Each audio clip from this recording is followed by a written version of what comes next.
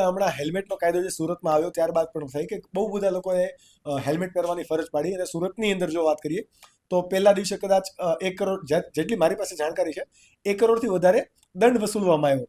પણ ઘણી બધી એવી રીલ્સ પણ વાયરલ થઈ ત્યારબાદ કે પોલીસ વિધાઉટ હેલ્મેટ જતા હતા અથવા તો એમની નંબર પ્લેટ પણ નથી. તો આવું બધું પણ થાય છે. તો ત્યાં પણ કોઈ એક્શન્સ નથી લેવામાં આવતા. What is your thought on it? Hey lovely audience, this is your host Akash Ukani and thank you for choosing this particular topic to watch. જો તમે આ પોડકાસ્ટ ક્લિપ માટેનો ફૂલ એપિસોડ જોવા માંગો છો તો તમે અમારી મેઇન યુટ્યુબ ચેનલ સ્કિલ જોગીને સબસ્ક્રાઇબ કરીને તમારી લાઈફ એન્ડ તમારા બિઝનેસમાં વેલ્યુ એડ કરી શકો છો. આવી અવનવી podcast clip every Monday, Wednesday and Friday જોવા માટે જો તમે કદાચ આ અમારી યુટ્યુબ ચેનલ સ્કિલ જોગી ક્લિપ પર નવા છો તો પ્લીઝ અમને સબસ્ક્રાઇબ કરો અને નોટિફિકેશન માટે બેલ આઇકન પ્રેસ કરો. અને જો તમે ઓલરેડી આ બેલ આઇકન પ્રેસ કરીને સબસ્ક્રાઇબ કરી દીધું છે then enjoy the video. એટલે હેલ્મેટની તમે વાત કરી ને, એટલે હું તમને કહું છું કે હેલ્મેટના કાયદાને લાવવા માંડીને રાતોરાત તાબડતોડ, રાતે હેલ્મેટ પહેરો, દિવસે હેલ્મેટ પહેરો, ટૂંકમાં ગુફામાં બેસીને ગાડી ચલાવો, સાઈડમાં ભલે તમને કાંઈ ન દેખાય, આવો સિનારીઓ છે. તો હેલ્મેટ બાબતે એક દિવસની અંદર 1.25 કરોડનો દંડ લીધો સુરતીઓ પાસેથી. ખાલી સુરતની જ વાત છે, દંડ વસૂલ કરવામાં આવે. એ પાછું ખાલી સુરત પૂરતું છે. નવસારીમાં જાઓ તો બધા હેલ્મેટ વગર જ આટા મારતા હોય, ગામડામાં જાઓ તો બધા હેલ્મેટ વગર જ આટા મારતા હોય.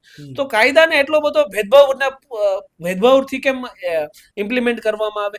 દરેક માટે સમાન. સુરતમાં તમે પાછા આવો તો પોલીસ વાળા ખુદ હેલ્મેટ ન પહેરે તો લોકો એમાંથી શું શીખ લેશે?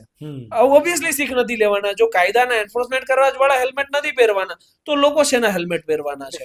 તો આ પેલા જેવું છે કે જો મારે કોઈને સલાહ દેવી હોય ને કે ગોળ ના ખવાય તો પેલા મારે બંધ કરવો પડે.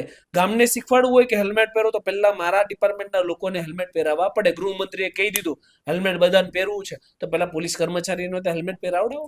એ ખુદ નથી પહેરતા. અને ઘણી બધી પછી મને પ્રશ્નો આવ્યા કે હેલ્મેટથી ઘણી બધી તકલીફો છે. એવું જરૂરી નથી કે ઓહો હેલ્મેટ પહેરી લીધું એટલે રાજા થઈ ગયા ને હેલ્મેટ પહેર્યું એટલે તમે સુરક્ષિત થઈ ગયા. નહીં.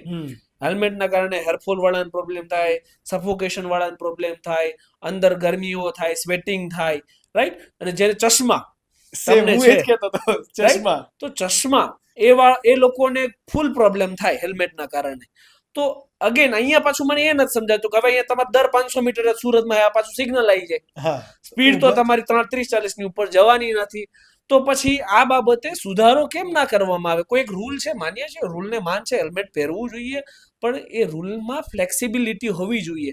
કોઈ પણ કાયદો, આ યાદ રાખજો, કોઈ પણ કાયદો જે જનતાની સુખાકારી અને સમૃદ્ધિ માટે નથી એને કાયદો કહી શકાય નહીં.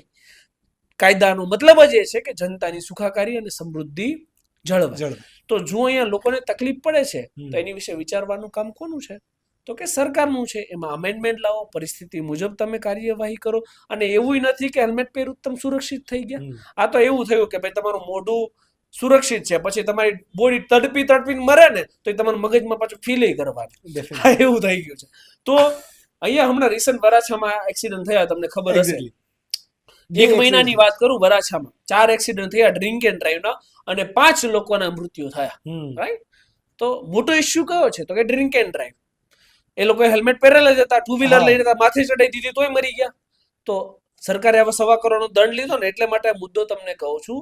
તો સરકાર એ મુદ્દો લાવે. તમે સુખાકારીની વાત કરો છો ને, તો જે વ્યક્તિ હેલ્મેટ પહેરીને મૃત્યુ પામે એ વ્યક્તિને 5 કરોડની સહાય સરકારને આપવાની. અને આ જે દંડની રકમ તમે ઉઘરાવો ને એમાંથી વસૂલાત કરવા. લોકો સામે ચાલીને હેલ્મેટ પહેરશે. ડેફિનેટ. રાઈટ? કે સુરક્ષા જળવાય. તેમ છતાંય કઈ થાય તો પરિવારની સુરક્ષા જળવાય છે. તો એ નથી કરવું. દંડ ઉઘરાઈ લો, પૈસા લઈ લો. લોકોની સુખાકારી અને સલામતી માટે જો વિચારતા હોય ને તો તમામ પહેલું વિચારવા